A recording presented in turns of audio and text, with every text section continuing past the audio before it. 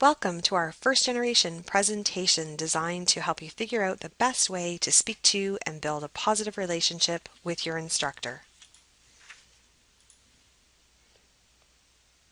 Taking the first step can be easier said than done.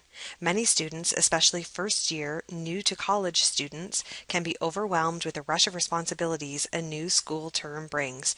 Teachers appear to be busy or unapproachable. So, how do you do this? You can start by scheduling an appointment during office hours. It's not that you aren't wanted, but your professor is busy. Like you, they don't finish class when class ends. They are lesson planning, marking papers, and completing other work responsibilities. You can't walk into your doctor's office and demand to see her. The appointment will be better and more productive if they know you are coming. Visit when you have a legitimate issue to discuss. See your instructor if you are confused about a topic discussed in class and need clarifications. Teachers should be open and welcome to questions. Chances are, if you are completely perplexed by a topic, others in the class may be too. That is another good reason to ask questions. You are acting as a student ambassador of sorts and helping out your fellow classmates. You would like clarification about your progress in the course. This doesn't mean nagging them on a weekly basis about how wonderful and brilliant you are.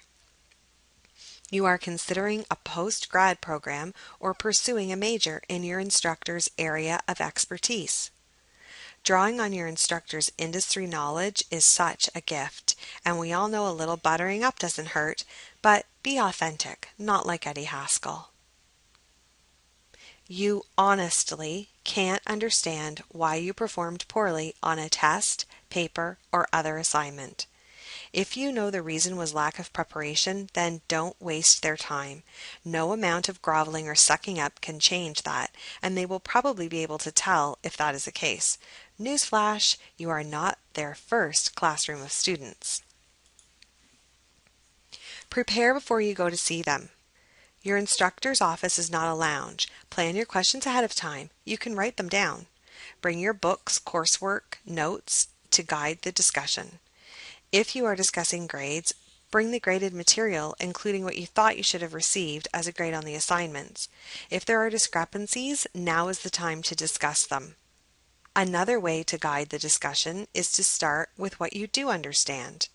Looking organized and proving that you have actually taken some notes during a lecture is also a good thing.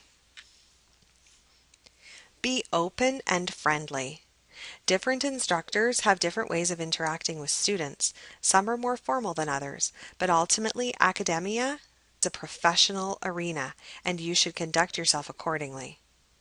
Consider your attire if you're dealing with an old-fashioned instructor or a serious matter, such as asking for a letter of recommendation. When it comes to lies, instructors have seen and heard it all. They have no tolerance for deceptiveness. You'll also want to call them by the right title. I am surprised by how often I have asked a student in my office their instructor's name, and they don't know it. Your instructor is not Harry Potter. Don't ask or expect the impossible. Instructors are restricted by course and departmental policies. You have to be held to the same standards and workload as the rest of the class, unless you have a documented disability, in which case it is easier to modify these things. You can inquire about makeup work or extra credit work, but be prepared to do the work. There are no easy outs. You'll not get far approaching your instructor at the end of the semester. Instructors cannot be held responsible for your earned grade or your personal circumstances. Declaring that you will lose your scholarship, be kicked off the team, or get dismissed from school if you don't achieve a certain grade in class at the end of the term is not going to help you. Don't wait until the train has fallen off the tracks. I had the chance to sit with a Georgian college teacher and ask him his best tips to share with students. These are the main points he shared. Asking questions before, during, or after class is okay, depending on the teacher, as other students may have the same questions. If you email your instructor your questions, include your full name, student number, program, and course name. I get dozens of emails a week, and almost all of them are missing important information, including voicemails with no phone number. Some instructors will provide an answer back for the entire class, confidentially of course.